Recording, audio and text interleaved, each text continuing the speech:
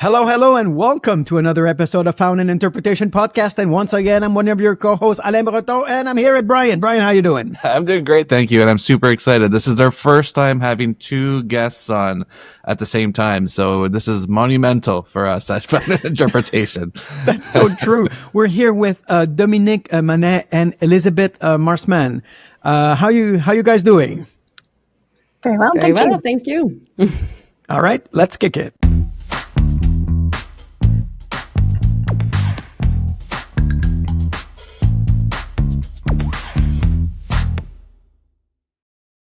So first, we'll start with Elizabeth. She's an associate professor at the University of Ottawa School of Translation and Interpretation. Her research explores how translation interpreters interact with technology, from terminology tools to pedagogy, with a special focus on users' perspectives and computer-assisted methods. Oh, that is pretty current. And Dominique brings the practitioner voices to the table. She's a seasoned conference interpreter for the Translation Bureau with experience that includes a 3-year assignment at NATO headquarters in Brussels. Wow, that's pretty interesting. She's been a cornerstone of the program teaching team and now serves as interpreter in residence until 2027. Did I miss anything? I don't think so. That sounds pretty complete. So I'll kick off with a question that comes to mind here. Could you tell us the structure of the University of Ottawa Masters in Interpretation? Sure. So I'll take that one and get started. And Dominique, please chip in as you see fit. So we are among the more intensive master's programs because we pack all of the training into essentially 10 months. So it's 3 semesters, very intensive. It's a 42 credit program, which means you do 4 practical interpreting seminars plus a documentation course in the fall. So we start with consecutive. In the winter, you ramp up to 4 practical simultaneous interpreting workshops, plus a theories course to give you some background. And then in the summer, we wrap up with 2 more workshops in interpreting, as well as a special topics course, which allows us to cover anything that seems particularly relevant at the time. So we've done technologies, we've done pedagogy, lots of different aspects that may be relevant to a particular cohort. And then we wrap up with a practicum. So that's interpreting practice, about 5 to 10 assignments. And finally, a final exam. So by the end of June, it is done and dusted, and you are ready to move on. So it's 10 months in total, and then you can have a diploma in conference interpretation, a master's degree in conference interpretation. Right, which means It's extremely intense. It's sort of a full-time job. Yeah. Is it possible to do both, like one in translation and one in interpretation at the same time, or is it just too intense? I wouldn't recommend it. No, it's very, very It sounds really intense. I wouldn't either. So generally, sorry. No, go ahead. So generally our students are in class in the morning, and then the afternoon is really devoted to practice. So they're in the lab, they're doing exercises, they're working on their skills, and we really do encourage them to see it as, 9 to 5, where you really put in the work in the afternoon so that you're ready and developing your skills. And it sort of all creates a nice coherent whole so you can really focus. Dominique, sorry, I'm sure you have lots to add there. I don't have lots to add, but I would just insist on the fact that yes, you really have to focus on the program. If you do decide to do the program, it's important to understand that you really do need to focus on it. It's quite short and long, I guess, at the same time. It's 10 months, and it is a big commitment, and we understand that, and we really want everyone to succeed. Obviously, that's our goal. That's everybody's goal. And so we really like to insist on the fact that people have to be ready. They have to be in a point in their lives where they're ready to dedicate 10 months to this. So I think that's important. Elizabeth was talking about the lab. So one of the things I think that's really nice about our program is that we have a dedicated lab with booths. And that lab is for the students. So we generally teach in the morning, and then in the afternoon, the lab is theirs.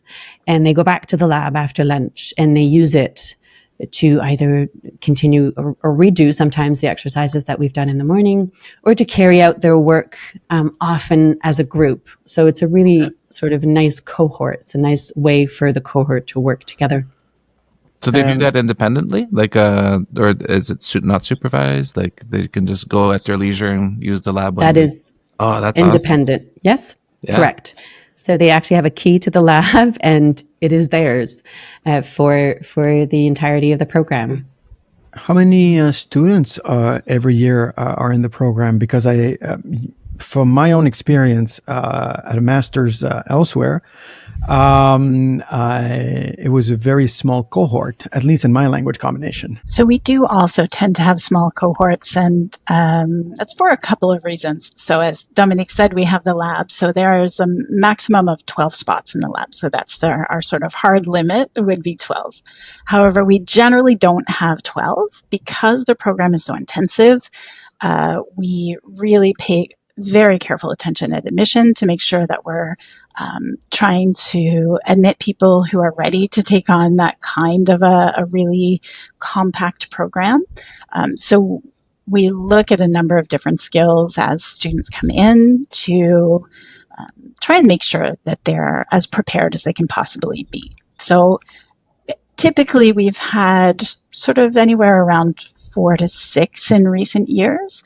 We don't limit it. It's really the number of people who apply and we think are ready. Up to, of course, that max. But the small cohort means you get a lot of personal attention, which is really nice. And it's only English French, right? There's no other language combinations? Correct. Yeah. So it's bidirectional English French. So that's another thing too. You have to really be very, very skilled in both languages. Yes, absolutely. What would you say is the biggest difference between your program at Ottawa and everything else that we can find, or let's say there's some upcoming programs here in Quebec? What would be the main factor that makes you different? Well, there are a few. So we're the sort of the original. I'm not going to continue that expression, but we're the original. And so certainly we have a long history. And one of the beautiful things about the program is the long history of our collaboration with the Translation Bureau. And Dominique is a perfect example of that. So we have been very fortunate to have input from the Bureau from the creation of what was first a graduate diploma and then a master's degree, and to have, practicing interpreters from the government joining us as instructors every year. So they are terrific guides. That means our students are well prepared for government market. So that's something that we target, right? We're looking at English, French, and we have very close ties with the government market so that the students are have the background and the skills that are needed in that kind of a context. So when was the inception of the program? Was it? So I had to look back at that. The earliest mention that I can find is 1982 for the graduate certificate, and it became a master's in 2000. So actually, I did not realize that this is our sort of. Well, I guess it was proposed in 2000, originally approved or officially approved in 2001. So next year, I suppose, will be our 25th. We'll have a big celebration. Like I was thinking about your program back in 2005 when I was doing my bachelor's degree at Laval University, and that's when Mr. Louis Jolicoeur, the program director, he said, "Oh, you should go to Ottawa." And then I went elsewhere. I went to Tokyo instead, but that's a different story.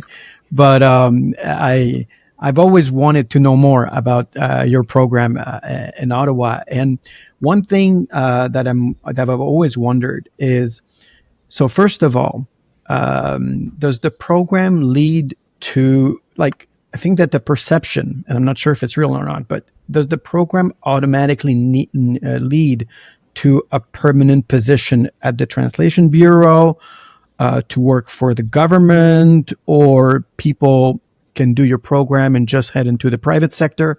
So what do people do after that, after your program? That's a great question, because that has often been the perception, but they are two separate things. So, the master's is very informed, and it is supported wonderfully by the Translation Bureau. And historically, the vast majority of our graduates have gone to the government, but it's far from the only option. Some have gone into other organizations. For example, the Ontario Legislature, a recent graduate chose to go there. The freelance market is also an option. I think that, what comes out of our program and its ties with the Bureau is that preparation and the grounding that prepares them for a government situation, but they are, very separate. It's a close collaboration, but we're not an automatic entry into the Bureau. Dominique, I don't know if you want to comment further. Yeah, I'll jump in here. And I wanted to sort of revert back to the previous question about what makes the program unique. I don't know if we can really compare at this point, because the two new programs in Quebec are just starting. But I think we can talk about why we think our program is good. So Elizabeth mentioned that it's the program that's been around the longest. It's also an in-person program. So I think that's important. Interestingly, our admissions process, which I assume we'll be talking about later, is actually online. So that's virtual. So that opens that process up to more people, because it used to be in person as well. So we've done that just to open that process up. But if you do get in and you do commit to it, then you have to come to Ottawa in person. We believe that teaching in person, and I think you've talked about this in various podcasts, really does have an added value. It really is, in our mind, the best way to teach this profession. It's a short course and a long course, as we explained previously. And being in person and having the students be together in person and be able to work together is huge. It is a huge factor for the success of our cohorts. Yeah, I did the Glendon College one during COVID, and it was all online, and it was hard. It wasn't the same experience as, say, Alain, who was in person. Yeah, before COVID, at Glendon, the program was entirely in person, at least for the second year when we go into the lab. But right. I think that your program still reflects that intention, that it's important to be always together in person, right? Correct. It really does. And as Elizabeth pointed out, we're the teaching staff, we're all basically professional working interpreters. So that gives the students that knowledge, right? Access to that knowledge. And on top of that, we often bring in other interpreters into our courses to either talk about a specific topic or to talk about their experience. So students have a wide exposure to various working interpreters, which I think gives them an added plus. So I just wanted to say those things about the program and what makes it unique. And the freelance market is an option, and there is an accreditation exam that's organized by the Translation Bureau, and that leads to accreditation for freelancers. I see you have a question. I'll just finish this, and then you can ask your question. You're eager. And yes, for staffers, as Elizabeth said, and I think it's important to say it because obviously people are wondering. Historically, it's hard to predict what the future holds, but historically, a lot of our graduates have become staffers for the Translation Bureau. Not all of them. And also, I guess getting back to what makes the program unique, I would say it's a universal program. It's a universal, and I'll explain, conference interpreting program. So we have graduates who are working for the Translation Bureau. We have graduates who are working for other assemblies in other provinces, but we also have graduates who are abroad. We have graduates at NATO, at the ICC, at the OECD. So we teach. That's what I mean by universal skills, right? We're in Canada and we're in Ottawa. So it's important to take the Canadian context into account, but the skills we teach can be applied anywhere. What is, in your opinion, the most important skill before entering the program? Is it the language skills? Is it general knowledge? What's the main thing that you're looking for? That's a great question. I'll answer it, and then I'll let Elizabeth add anything that I've forgotten. I'm glad you asked it, honestly, because I think that people tend to focus on the linguistic aspect too much. Obviously, languages are very important, but languages are our tools. They're tools, and they have to be as sharp as possible. These tools, so we can carry out our work properly. But what we're looking for does not end there. So we're a bi-active program, but... What do you mean by bi-active? I'm sorry. I'm going to explain. So we teach students to work in both directions. So we have two working languages. We have English and French. And so students will learn to work from English into French and from French into English. However, it's important to specify that most of us have what we call an A language, as you know, and a B language, and some people have C language as well. But for our program, we have an A language and a B language, and we recognize that. We know that the B language will not be as strong in the various ways that we define that as the A language. But anyway, so that's a starting point. And languages, I think it's important to specify that they can be worked on, they can be improved. And we have ways to help students improve their language skills within an interpretation context, not just generally speaking. I mean, obviously people can improve their language skills generally speaking, but in interpretation, we're looking for very specific language skills, and we can work with students so that they can improve those. But they should be coming in with a very solid linguistic, like a language basis, let's say. So what are we looking for?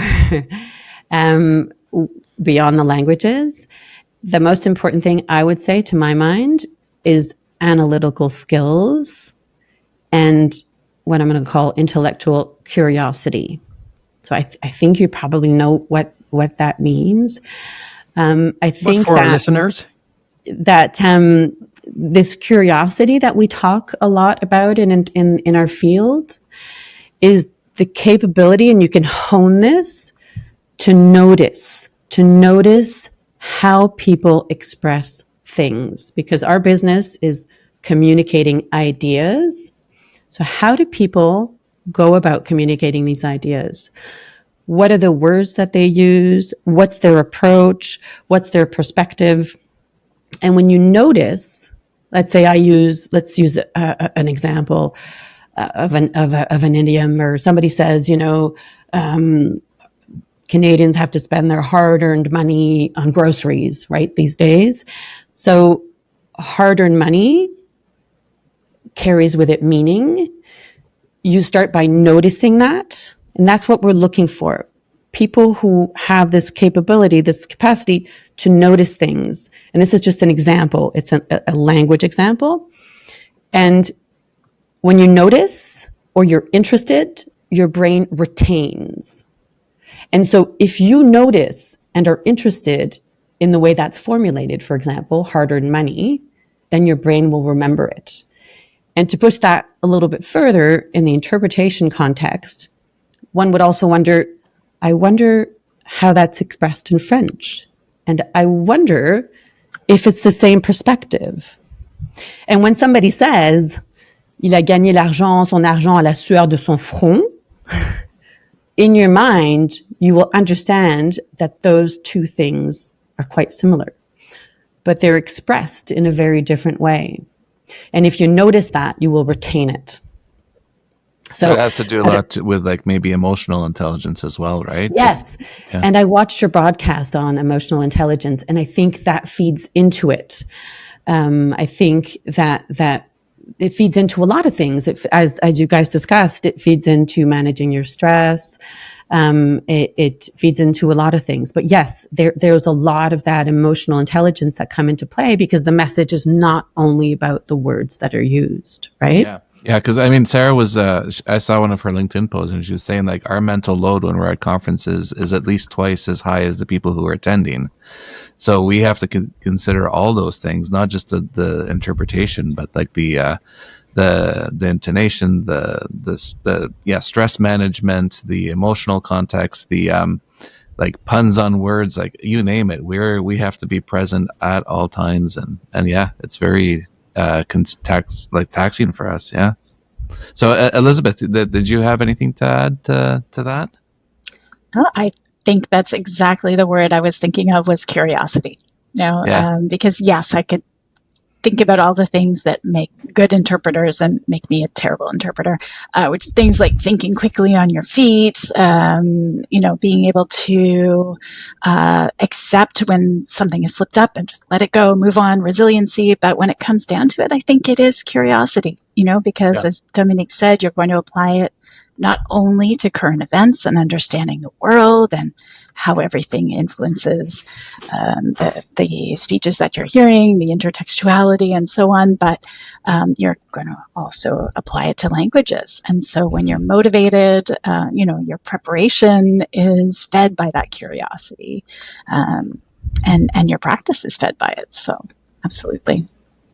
Yeah, I feel that curiosity is sort of the trigger that leads you to something else. So it starts with curiosity, and over time, as you're curious and get older, then you become quite knowledgeable in a wide range of things.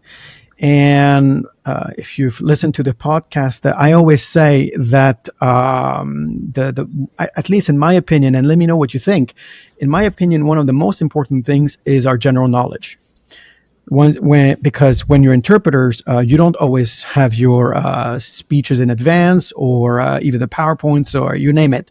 But if you understand what is being said, then you can produce some good material. However, if you don't understand, even if you have the best language skills, then you may crash and burn. It leads me to another question, which is how old are ideal candidates? Because when I was thinking of the University of Ottawa, I was told back then, "Oh, you're a bit too young. Come back in a few years and learn a bit about the world." So, and that's why also I took a break and I decided to travel and do all kinds of things. So I wanted to have your thoughts about that. Hey, do you want to go first? Yes, I will start with the first half of that, and then we'll get to your question. And if we don't, remind us. So yes, context is everything. You're absolutely right. Context is everything. The task is so difficult that you actually have to have a variety of skills to be able to carry it out. And understanding the context is one of those skills. So yes, general knowledge about many, many things is really important. And I would push that even further in getting back to the curiosity, because I gave you sort of a linguistic example, but curiosity is true for everything. So getting back to like inflation, let's say there's been a lot of talk about inflation. An interpreter's curiosity will push him or her to wonder how that all works, and to think about of the basic notions of supply and demand, and what happens when supply increases. What does that mean for prices? How does the Bank of Canada control inflation? And so it's this constant reflection and analysis of the world around us and how it works. So just to say that this principle of curiosity applies to everything that we do, really. I did remember your question as to the ideal age. I hope I'm not interrupting. We've seen over the years, we have seen so many different cases, and it's hard to talk about the ideal age. People are really, really different. They come into the masters with very different backgrounds, and that's actually what we're looking for. I'll take this opportunity to say that to get into the program, and Elizabeth can give you more details about the administrative side of that, but to get into the program, you need a BA or a BSc, right? And we love it when candidates come from various backgrounds. So we have we have students who came into the program and we had someone with a chemistry degree. We've had lawyers come into the program, communication experts. So it's very varied. And I think that's a common misunderstanding. You don't have to have a BA in translation to do our master's. That's what I thought you needed. So thank you. That's what, and I hope Elizabeth can give you more details, and things have changed over time as well. So it's not that you were mistaken. Things have changed over time. So we're happy to see candidates basically with very different backgrounds. And that's not an impediment, on the contrary.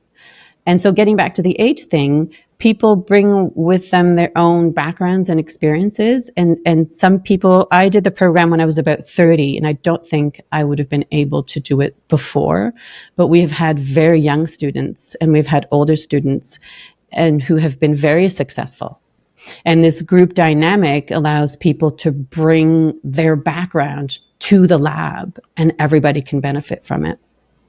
So we keep in touch with a lot of the interpreters in the community and whatnot, and a lot of them were very much looking forward to this podcast, in particular this episode with the University of Ottawa, in part because we've already done all the other university programs, but also because, like Elizabeth said, you guys are the original.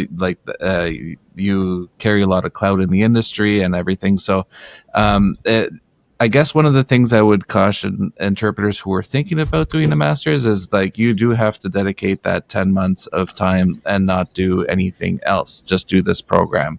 So I think there was that a bit of a misconception maybe in the community world that you could do both. But I think that what you're saying is, no, this is a 10-month intensive course, and this is what you're doing for the next 10 months.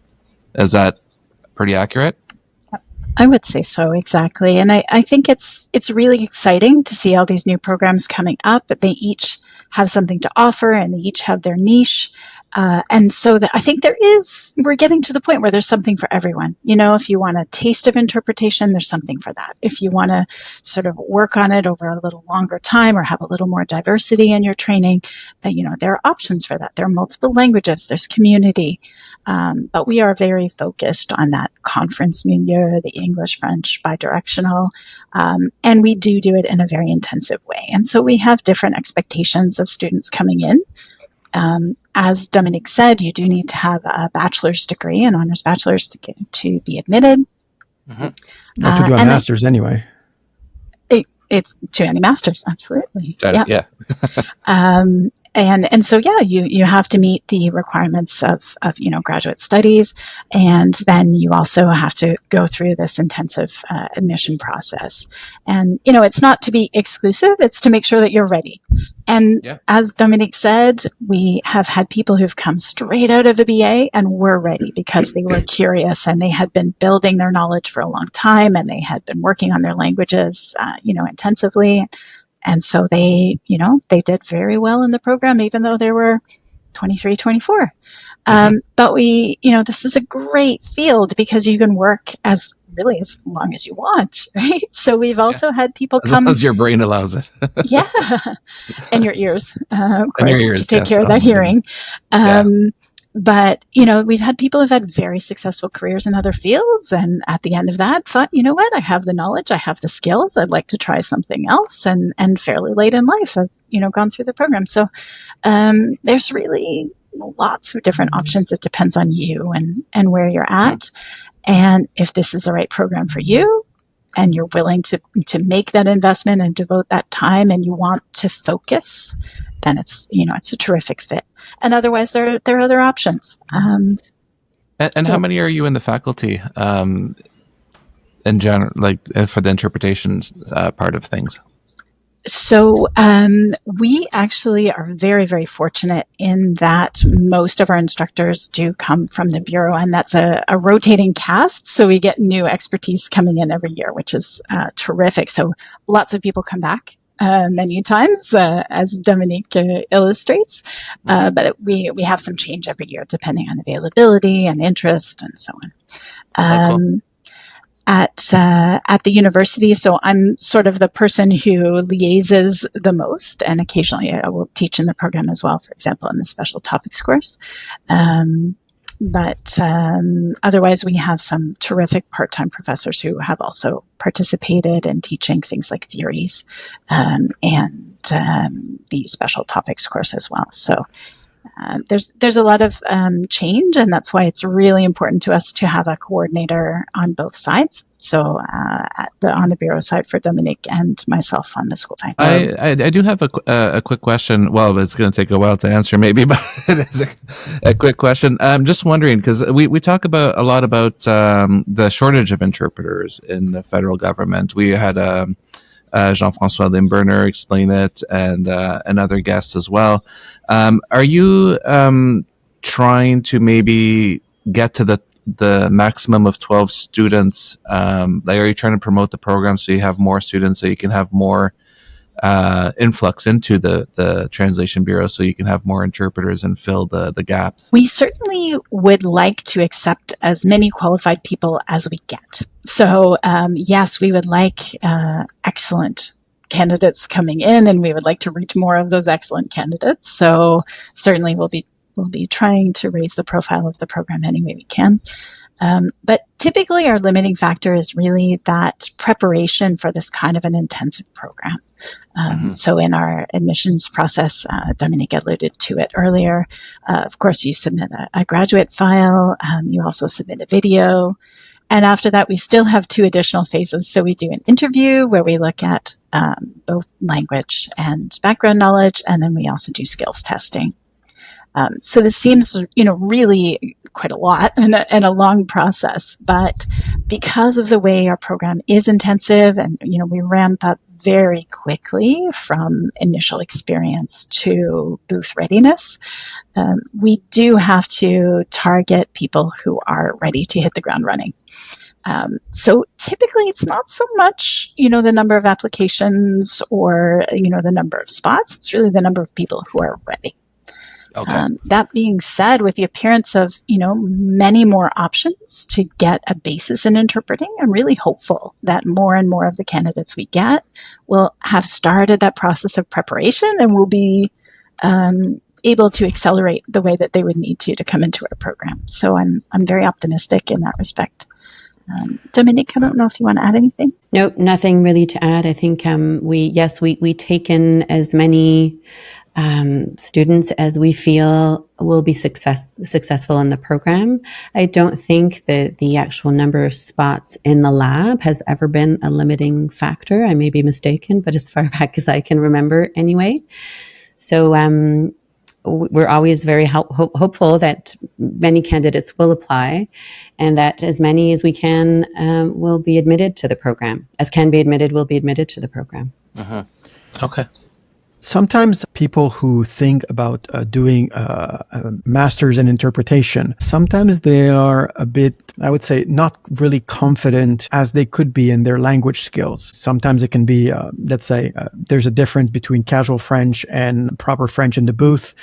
And this is something that I struggled with when I first entered the master's program. And I really had to work really hard on my French once I was in the program in order to feel confident and also to have all the mental resources to juggle all this. When it comes to that aspect, specifically when someone wants to apply for the program, first of all, how do you judge language skills at that level? And what is your base criteria to evaluate someone's skills? I'm going to let Dominique chip in first on this one with the subject field expertise, and I will be happy to comment after that.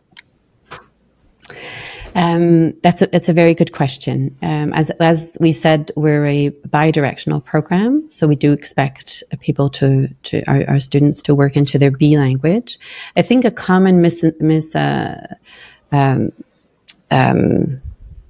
what's the word? Misconception? Misconception. There we go. Is that candidates, aspiring students, really have to work on their B language. People tend to focus on their B language because obviously their B language is technically not as strong as their A. But we require a very strong A language. You really have to be the master of your instrument, and the tool is your language. You have to be able to express nuances in that language without giving it much thought. And so you really do have to work on your A language. You have to work on it before you apply for the program. And to be very frank, you work on it until you die. Yeah. Until you stop interpreting. And because you love it so much, you do it even after you've retired. But we working interpreters, I'm an example. I've been working for decades now. I still work on my A language. That's the beauty of one of the wonderful things about our job is that we do keep on learning. Even this very basic skill, your A language. I mean, I think to myself, I know French French is my A language. I know French pretty well, but there was always room for improvement. So the fact that there is room for improvement doesn't mean that it's not good enough. If you know what I mean by that. Yeah, there's so it's important to focus on your A language. There's specific things that you can do to improve both your languages, both your A and B languages. One of the things that we always recommend for aspiring interpreters is shadowing, which is listening to a speech and repeating it in the same language, with the objective of not repeating the sounds that you hear, but understanding the meaning. And yes, you're using the same words. And it's interesting to see that some people, when they shadow, will actually use slightly different wording, but it means the exact same thing. And that tells us that they're doing it properly because they're working with meaning and they're not working with sounds. So shadowing is always a good exercise. It's a good exercise also. You talked about register. You can choose speeches of the register that you're trying to acquire, trying to work on. And if you shadow those, and if you shadow them actively, what we call actively as opposed to passively, where you're really engaged in understanding the meaning, then you will improve your skills. I mean, there's all kinds of other things that you can do. You can analyze transcriptions of speeches. It's important in interpreting to always work with a speech, something that's going to be spoken, but you can work with the transcription of a speech to work on your language skills. Now, one thing that we always address in our podcast, because it's kind of the elephant in the room, is AI. And we're just wondering, is there a component of that in the program? So we certainly are obviously aware of the importance, and that's one of the reasons why our special topics course several times has been devoted to technologies for interpreters. And that's certainly, as we look at potentially updating the program, technology is certainly on the radar. I think that it's really important that students are introduced to the state of the art and have a chance to explore it, both for its potential and its limitations, because I think all of us know how important it is to be sort of ambassadors for the profession, right? To be aware of how the technology is changing and to be able to explain what it can do and what it can't, when it's appropriate and when it's not. And so, yes, we think that it's something that, of course, we discuss very, very frequently with students in different ways. Yeah. Okay. I did a conference a few months ago, and it was about it was a agricultural / scientific conference, and I didn't know that they were actually testing out an AI interpreting software at the same time as we were interpreting, and I found out after the fact, and they're like, "Oh, you know what? I think we're going to keep human interpreters for the next little while." So, in terms of because a lot of people are thinking, AI may replace several jobs, but I think that Alain and I have always been optimistic about the fact that we're here to stay for the long run. So, if anyone is thinking that maybe AI will take over the interpretation world, I guess, is it safe to say that you don't believe that? I think it's very safe to say I do not anticipate that the hill will be going to entirely AI interpretation anytime soon. Well, sometimes people say, "Oh, you're the last generation," Yeah. and I'm like, this sounds like terrible. I hope that younger people still try to become interpreters and to study it. It's not only amazing, but whatever technological change might come, I think that what we do is very special, and you can't just plug a machine to do what we do. It's really true. I mean, I think that there are some contexts where the human touch is just not, not replaceable. I think outside the field, there's this conception of an either or, right? It's human or we replace them by machines, and that's it. It's AI or the human. And we often forget the complementary role they can play, right? So AI as an assist to the interpreter, and how important it is to think about that as well. Whether you choose to use it or not, I think it's really important to be aware of what tools are available and how they can potentially serve you, and if you want to use them, and if so, how. I mean, it's got to work for you, and every interpreter has their process. But also being able to communicate with your clients and explain to them, what your added value is, I think is critical. And you can't do that unless you know what the tools are doing. Yeah, and whether you're allowed to use those tools too, because there's the whole confidentiality of the documents that we receive to prepare. Absolutely. So, and there are risks. You think about the potential for, of course, hallucination or error, but also bias. Also, just the sort of general degradation, not necessarily errors, but just the quality is not really there. So there's lots of different things that we have to think about if we're going to think about technologies in a responsible way, in an effective way. Ignoring them completely is, I don't think, an option anymore. Giving ourselves over entirely to the machine is not an option. So there's that. Hopefully not. That middle. Right? That middle ground that we need to be realistic about. But it's also really exciting. I mean, in the sense that there are applications where AI can be super useful in places where human interpreters are not an option, and something is better than nothing. But there are a lot of cases where it would be a very grave mistake to go that route. So, understanding the factors that go into that decision making and what you need to think about and what questions need to be asked is so important, I think. And that's encouraging for the future generation. I mean, it's exciting to think about them going into a field where things are going to change, and they're going to be able to, to learn how to use these tools in a way that helps them. And also potentially play a role in guiding use, right? A lot of times tools are developed and there's a bit of a lack of understanding as to how they really would integrate into a professional's work. And we saw it in translation, and we've seen it in interpretation, right? Where people think, oh, just run the speech through DeepL and then read it. What could possibly go wrong? Everything. I mean, can using that technique be useful sometimes? Absolutely. But you need to know how to do it well and when to do it, and be careful. If the speech is confidential.